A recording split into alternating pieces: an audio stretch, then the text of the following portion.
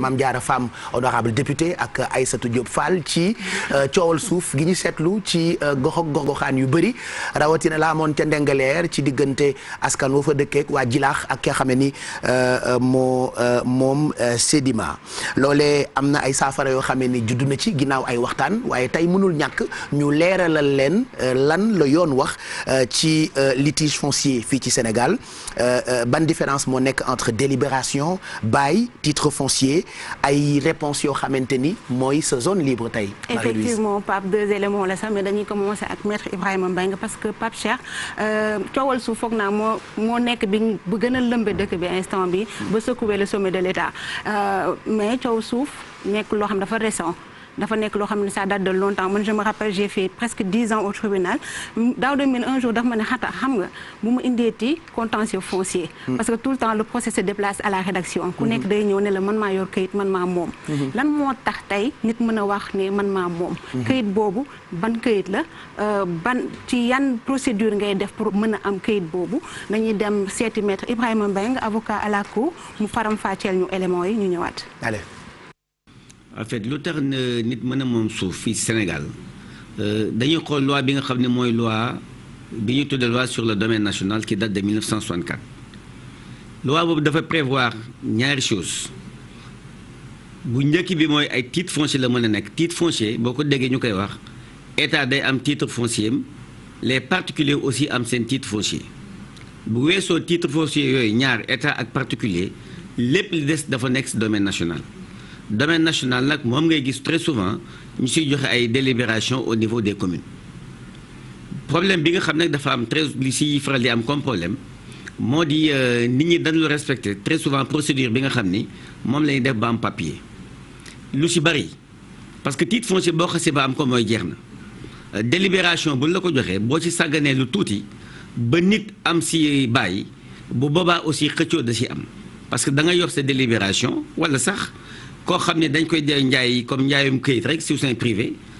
kooku ak ki nga xam ne dafa am délibération ak ki am bail yamuñu ak ki am titre foncier moo si gën a kawee bail topp si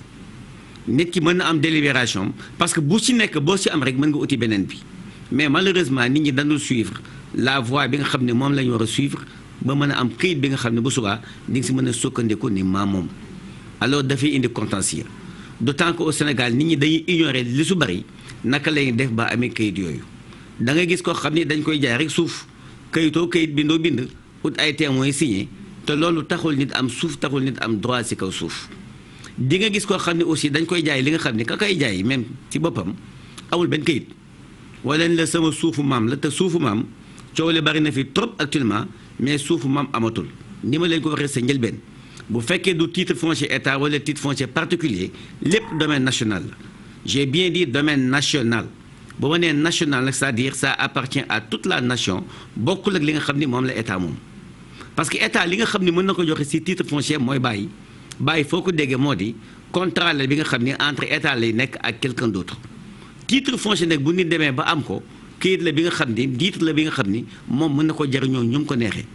kenn amul droit ñëw naan da nga koy perturber ci titre foncier parce que normalement ku si nekk ba lay yor terrain dañ la war a identifier sa terrain mu am au niveau des communes et autres ay carnet yi nga xam ne dañ siy bind que ni diw am na délibération ci terrain sangam bu loolu demee ba jaar yoon defe naa ni kan kenn mënatul di am terrain keneen ñoon la terrain ba maa ko moomoon wala souvent aussi dafay am li nga xam day am parce que dañ lay jox terrain la dafa am temps bi nga xam ne dañ lay jox pour nga valoriser ko boo fa deful dara mën nañ ko jël